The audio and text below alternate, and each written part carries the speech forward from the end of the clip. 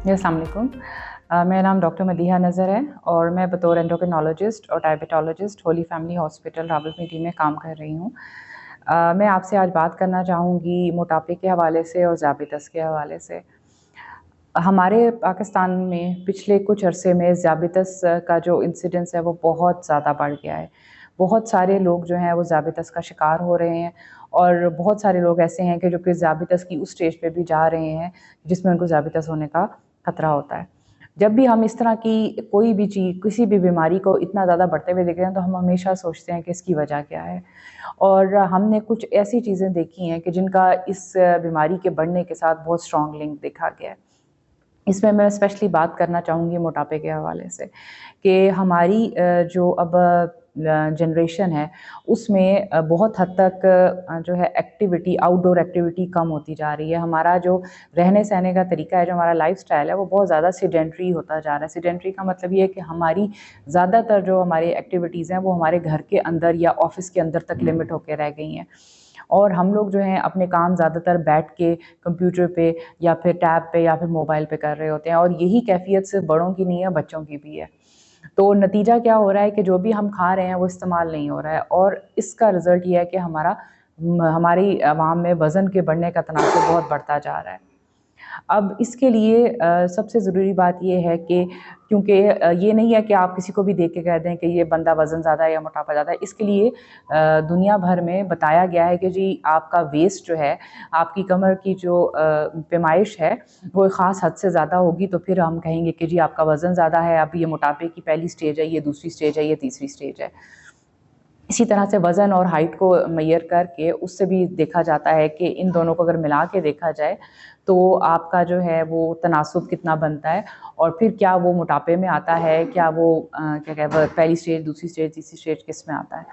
इसलिए ये बड़ा ज़रूरी है कि हमारी अवाम ये जान सके कि जी जब आप उस स्टेज पे होते हैं कि जब आप वज़न बढ़ने वाली स्टेज पे आ जाते हैं, तो वो टाइम होता है कि जब ऐसे मेजर्स लिए जाएँ कि फ़ौरी तौर पे वज़न को घटाया जाए। जैसे-जैसे वज़न बढ़ता जाता है उसका नतीजा होता है कि जिगर पे चर्बी आ जाती है, आपके मसल्स जो पट्टे हैं उनके ऊपर चर्बी आ जाती है, हमारी जिस्म की जो अपनी इंसुलिन है वो असर करना कम कर देती है, क्योंकि हमारी इंसुलिन का काम होता है हमारे खून से शुगर को निकाल के पट्ठों के अंदर घुसाना ताकि वो उसको इस्तेमाल कर सकें।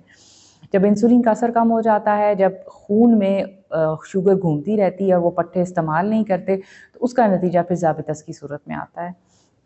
इस साइकिल को रिवर्स करने के लिए सबसे ज़रूरी चीज़ है ही यही कि इंसुलिन का असर कैसे बढ़ाया जाए। तो इंसुलिन का असर तब बढ़ेगा जब जिगर में चर्बी कम होगी, जब आपके पट्ठों के ऊपर से चर्बी कम होगी। उसको कम करने का क्या तरीका है? उसको कम करने का एक ही तरीका है कि आपका वज़न जो है वो उस रेंज में होना चाहिए जो कि एक हेल्दी या सेहतमंद इंसान के लिए ज़रूरी होता है। जब भी इससे हम ऊपर जाएँगे तो हमारी चीज़ें जो हैं वो फिर बदलनी शुरू हो जाएँगी। उसमें सिर्फ़ ज़ियाबितस नहीं है, उसमें ब्लड प्रेशर का रिस्क बहुत बढ़ जाता है, उसमें दिल की बीमारियों का रिस्क बहुत बढ़ जाता है, जोड़ों की बीमारियों का रिस्क बढ़ जाता है।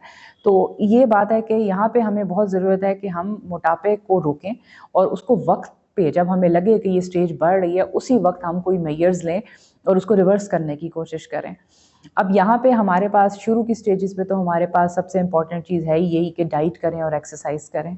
डाइट में कुछ चीज़ें जो ज़रूरी हैं उनको बंद करें जिसमें कि रिफ़ाइंड डाइट है। रिफ़ाइंड डाइट में आपकी रिफ़ाइंड आटा आ जाता है, आपका मैदा आ जाता है, आपकी ऐसी चीज़ें जिसमें चीनी पानी के अंदर घुली हुई महसूस होती है जैसे कि शरबत हैं, जैसे कि कोला ड्रिंक्स हैं, जैसे मिल्क शेक हैं, जैसे फ्रूट जूसेस हैं, ताज़ा भी और डब्बे के भी और बाकी प्योर शुगर्स हैं। प्योर शुगर्स में आपकी आपकी शक्कर भी आ जाती है, गुड़ भी आ जाती है, चीनी भी आ जाती है, ब्राउन शुगर आ जाती है, शहद आ जाता है और मोटापे को कम करने के लिए फिर देसी घी का इस्तेमाल जो है वो उसमें ज़्यादती का बायस बनता है। तो इन सब चीज़ों को हमें रोकने की ज़रूरत है और इनको और ज़्यादा वर्जिश या वॉक करने की ज़रूरत है। वॉक बिल्कुल एक अच्छी चीज़ है, लेकिन अगर आपने ख़ास अपने फ़ैट को कम करना है, चर्बी को पेट से कम करना है, बाजुओं से या टाँगों से, तो उसमें वर्जिश का ज़्यादा रोल आता है कि आप टारगेटेड एक्सरसाइज़ करते हैं और उन ख़ास जगहों में से अपने चर्बी को कम करते हैं। तो इसमें ये कि जिम जाना, वॉक करना, वर्जिश करना, ये सब चीज़ें जो हैं बड़ी इम्पॉर्टेंट हैं।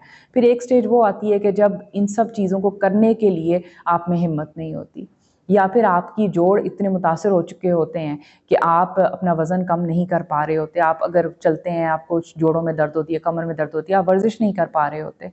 ऐसी स्टेज पे आपकी मदद के लिए हमारे पास बहुत सारे इलाज की अब चीज़ें मौजूद हैं। उसमें गोलियाँ भी हैं कुछ, और फिर उसमें कुछ इंजेक्शंस भी हैं, और इंजेक्शंस में कुछ हल्के इंजेक्शंस हैं, कुछ उससे ज़्यादा स्ट्रॉन्ग इंजेक्शंस हैं, जिनके ज़रिए हम वज़न घटाते हैं और फिर आपको मोटिवेशन मिल जाती है कि फिर आप डाइट और एक्सरसाइज से उसको मेंटेन कर सकें।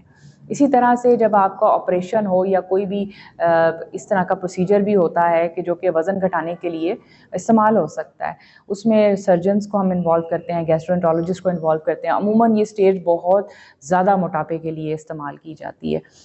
उसकी साइड आपसे मुकम्मल तौर पे डिस्कस किया जाएगा कि आपके इसके क्या फ़ायदे हैं, क्या नुकसानात हैं और किस तरह से उनको मैनेज किया जाएगा। तो ये एक पूरी कहानी है ज़ाबितस की और मोटापे की, जिसको हमने आपस में जोड़ा है। तो बात वही है कि कम खाएँ, सब कुछ खाएँ, सेहतमंद ज़िंदगी गुज़ारें और ज़ाबितस और मोटापे से बचें। और वर्जिश और एक्सरसाइज़ जो है वो उसको अपनी ज़िंदगी का हिस्सा बनाएँ। बेशक आपका काम दफ़्तर में हो, घर में हो, कुछ टाइम आपका घंटा या 1 घंटा या 2 घंटे आपका बाहर आपकी एक्सरसाइज़, आपकी वर्जिश के लिए मुख्तस हो, और हफ़्ते में कम अज़ कम 3 से 4 दिन ऐसे हों जिस दिन आप इसके लिए टाइम निकालें। तो ये मेरा आज का आपके लिए मैसेज है। बहुत शुक्रिया आपके ताउन का और आपके सुनने का।